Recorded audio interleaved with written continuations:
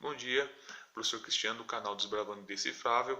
Tudo bem, gente? Antes de a gente entrar na questão da relação entre propriedade privada e trabalho, tá? Que o John Locke vai estar defendendo, nós vamos estar falando dois pontos que eu acabei esquecendo de falar no vídeo anterior, mas que são importantes porque tem a ver com tanto a obra do John Locke como também uma consideração sobre o Hobbes, tá? Então, é assim, gente. A gente viu, né, no vídeo anterior que havia polêmica sobre a questão do estado de natureza, que o John Locke faz uma diferenciação entre estado de natureza e estado de guerra. A gente viu a questão da propriedade, se ela existe ou não antes do estado político. E uma coisa que faltou falar foi sobre a questão dos escravos, né? Qual que é a relação do John Locke com a questão dos escravos? O John Locke ele vai defender que o escravo só é possível ter um escravo, certo? Como algo legítimo, como você faz através do estado de guerra, através da questão da guerra. Então, qual que seria a lógica? Ele está pegando uma ideia tá ligada à antiguidade, tá, gente?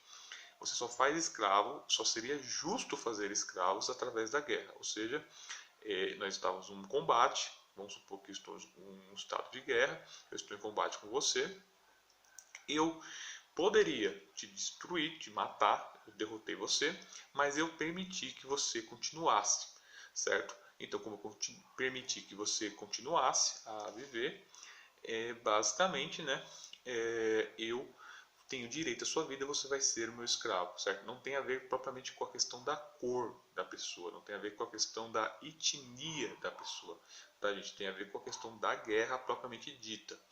E o John Locke ele vai defender isso porque ele vai dizer que um escravo só pode ser feito pela guerra porque uma pessoa não poderia abrir mão, digamos assim, doar a própria vida porque a vida não é dela.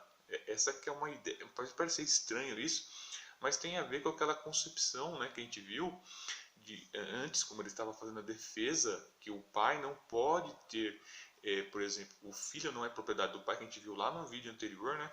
Lá no segundo vídeo, se eu não estou errado, quando ele estava do primeiro livro, certo?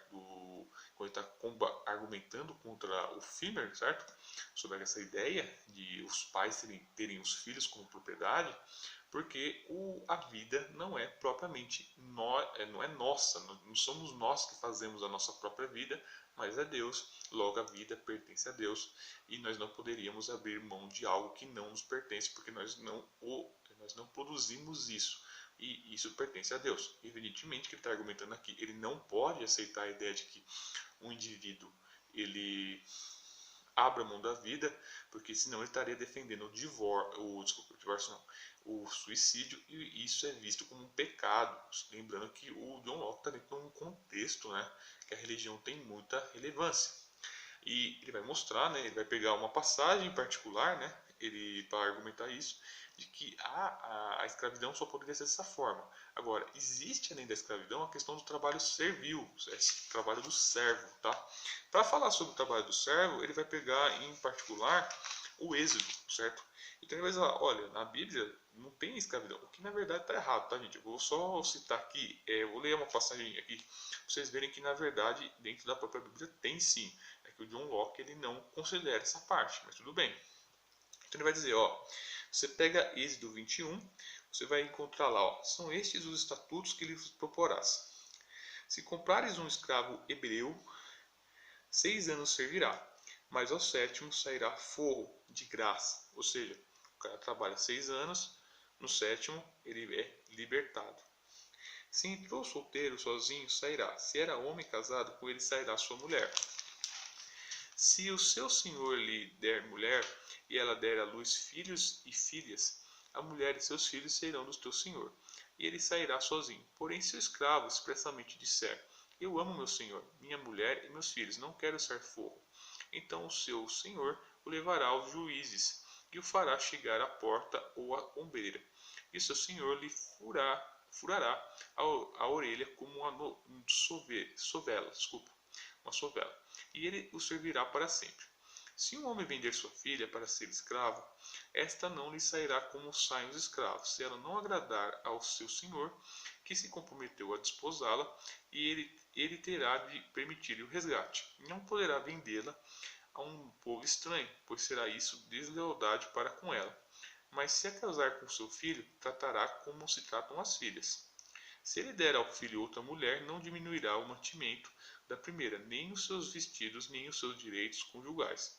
Se não lhes fizer essas três coisas, ela sairá sem retribuição, nem pagamento em dinheiro. Então, na concepção aqui, e ele está pegando essa concepção, olha, ali, segundo os hebreus, não há ideia de escravo, a ideia de trabalho servil, digamos assim, que é um trabalho temporário, digamos, em relação a um senhor. Tá? Isso é resultado do estado de guerra. E o que não é bem verdade, porque se você pegar, por exemplo, a ideia, não tem só isso, tem realmente escravo, mas na visão bíblica, você tem a ideia, aqui nessa situação, essa parte que eu citei, é do Êxodo 21, tá? Se você pegar, por exemplo, a ideia de escravo, propriamente dito, que não é só um trabalho temporário, você vai encontrar em Levítico, tá?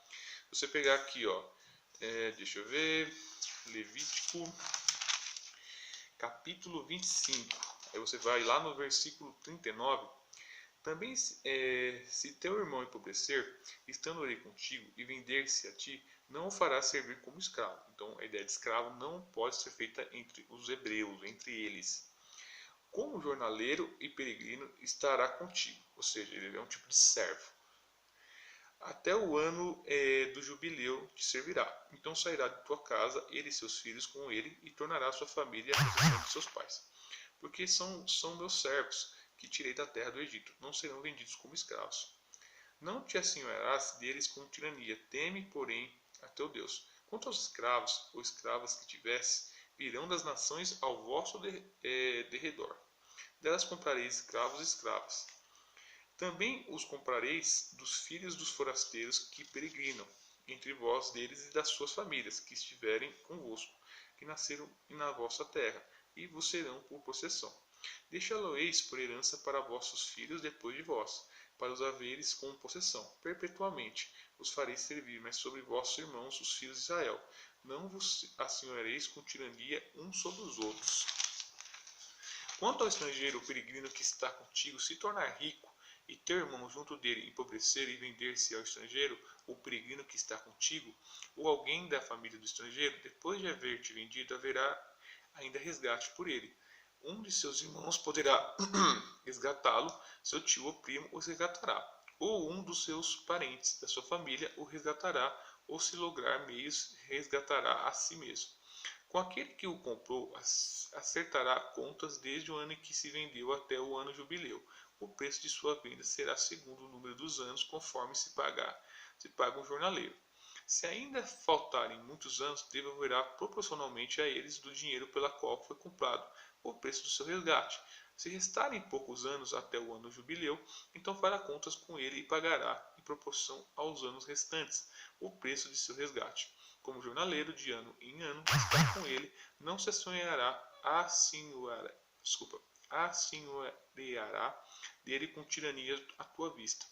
Se desta sorte, se não resgatar, sairá do ano jubileu, ele e seus filhos com ele. Porque os filhos de Israel os filhos de Israel me são servos, meus servos são eles, os quais tirei da terra do Egito. Eu sou o Senhor vosso Deus. Então, na verdade, o John Locke não está bem correto nesse ponto.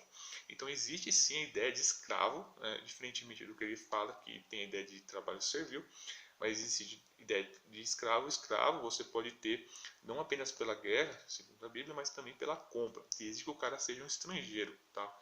Esse texto deixa bem nítido isso.